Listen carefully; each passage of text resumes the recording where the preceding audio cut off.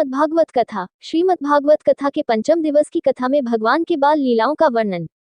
माता पिता सेवा मंदिर, रामलाल गौशाला एवं वृद्धाश्रम कैलाश मंदिर सिकंदरा, आगरा में चल रही श्रीमद्भागवत कथा के पंचम दिवस गुरुवार को कथा में भगवान के बाल लीलाओं का वर्णन करते हुए भागवताचार्य पम गरिमा किशोरी जी ने कहा कि भगवान को माखन इसलिए अच्छा लगता है क्योंकि माखन भक्त का प्रतीक माना जाता है।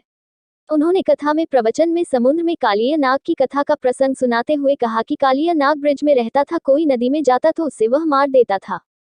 उन्होंने गोवर्धन लीला का वर्णन करते हुए बताया कि 7 कोस लंबे चौड़े कालिकाल के देवता गोवर्धन नाथ को 7 वर्ष के कन्हैया ने अपने सबसे छोटी उंगली में 7 दिन रात अपनी अंगुली पर रखा। भगवान धारण किए रहे इंद्रदेव का अभिमान तोड़ा। इसलिए जीव को कभी अभिमान नहीं करना चाहिए और कर्म करना चाहिए, फल की इच्छा नहीं रखनी चाहिए। जिससे कर्म करोगे तो फल मिलेगा। इसलिए भगवान ने भी कर्म को प्रधान बताते हुए कहा, कर्म करना जीव का धर्म है, फल देना मेरा काम है। श्रीमद् भागवत कथा के दौरान कथा व्यास द्वारा बीच बीच में सुनाए गए भजन पर श्रोता भाव विभोर हो गए। हरि नाम से ही जीव का कल्याण हो जाता। कथा व्यास ने बताया कि भागवत कथा विचार, वैराग्य, ज्ञान और हरि से मिलने का मार्ग बता देती है। कलयुग की महिमा का वर्णन करते हुए कहा कि कलयुग में मानस पुण्य तो सिद्ध होते हैं, परंतु मानस पाप नहीं होते। कलयुग में हरि नाम से ही जीव का कल्याण हो जाता है। कलयुग में ईश्वर का नाम ही काफी है। सच्चे हृदय से हरि नाम के सुमिरन मात्र से कल्याण संभव है। इसके लिए कठिन तपस्या और यज्ञ आदि करने की आवश्यकता नहीं है, जबकि सतयुग, द्वापर और त्रेता युग में ऐसा नहीं था। इस दौरान कथा में परीक्षित नंद किशोर एवं राधा शर्मा, अपर जिला जज साहबदा दिव्यानंद द्विवेदी, कुंता देवी, ज्योति, सीमा पिप्पल, चित्रा पिप्पल, संदेश जैन, राजेश सूरी, विवेक, अवरण सिंह, हिमराज गर्ग, BM लाल, विवेक लाल, जयचंद, दीनदयाल बंसल, धर्मपाल सिंह, अभिनव मिश्रा, लोकेश सोनी, सुधीर त्यागी। व्यवस्था में रहे शिव प्रसाद शर्मा, रविकांत, नंदू चतानी, प्रदीप वनवारी, श्याम भोजवानी आदि मौजूद रहे। सभी का भी बहुत बहुत आभार। विवेक जी जो कि नोएडा से आए हैं, उनका भी बहुत बहुत आभार। राजेश जी और अहिवरन सिंह जी, आप सभी का भी बहुत बहुत आभार।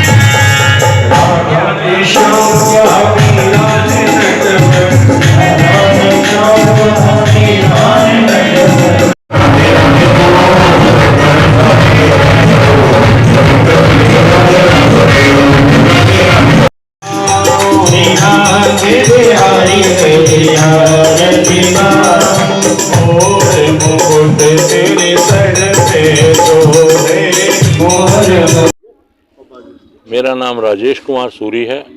मैं नोएडा में लॉजिक्स ब्लॉसम काउंटी में रहता हूँ और हम काफ़ी दिनों से सोच रहे थे, गौशाला की हम सेवा करते हैं, लेकिन काफ़ी दिनों से हम सोच रहे थे कि किसी वृद्ध आश्रम में जाएं और वृद्धों की कभी सेवा करने का हमें मौका मिले।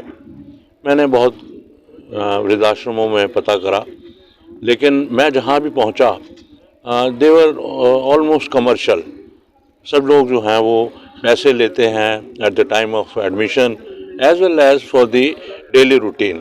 वो पैसे चार्ज करते हैं लोगों से। लेकिन तब मेरे को रामलाल, ये जो जहाँ मैं आज भी खड़ा हूँ, रामलाल वृद्धाश्रम एवं गौशाला का पता लगा। हमारे पास ही ग्रेटर नोएडा में इन्होंने ही एक अपनी ब्रांच खोली है। वहाँ जाने का मुझे सौभाग्य प्राप्त हुआ और वहाँ से मुझे ज्ञात हुआ कि ये शिव प्रसाद जी जो हैं, ये सही मायने में एक मानवता का काम कर रहे हैं।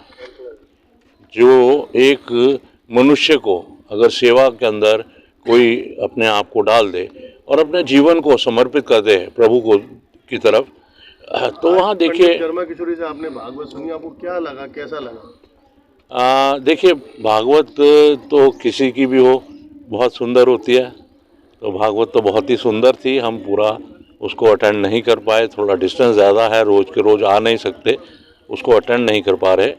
लेकिन ये है कि प्रभु का नाम तो जब भी लिया जाएगा उसमें आनंद आएगा ही आएगा।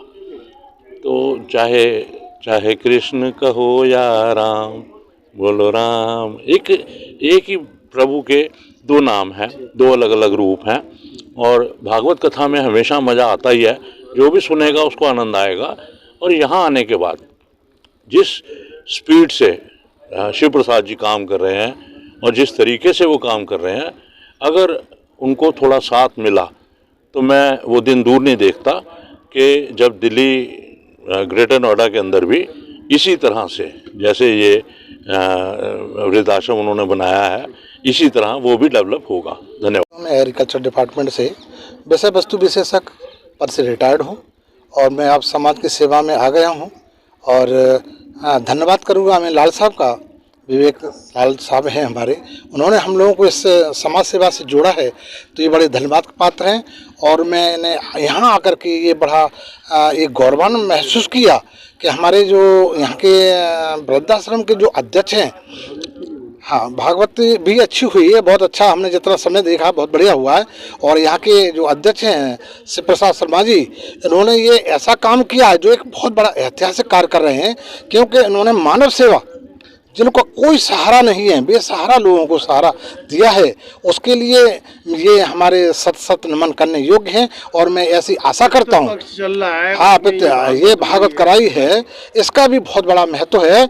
दूसरी बात ये है कि मैं ऐसी कामना करूँगा प्रभु से कि इनको ऐसी शक्ति प्रदान करे कि ये आगे बढ़ते रहें, इसी प्रकार से मानव सेवा करते रहें, ये मैं ऐसी कामना करता हूँ। इनके लिए मैं बहुत बहुत धन्यवाद का पात्र समझूंगा और मेरी तरफ से बहुत बहुत साथ। ये जितने भी ये सारे आप मेंबर देख रहे हैं, सब हम लोग एक संस्था से जुड़े हुए हैं, NGO deny it wings young foundation.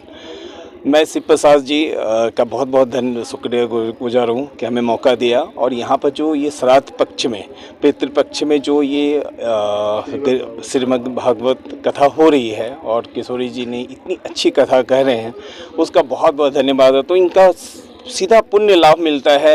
ये सीधे जो बुजुर्ग माता पिता हैं, जो दुखी हैं, अपने परिवार से ग्रसित हैं, कहीं ना कहीं से उन्हें लगता है कि अकेले महसूस कर रहे हैं, तो अभी इनको चाहिए सहारे के रूप में और भगवान के प्रति अपनी आस्था को व्यक्त करने के लिए।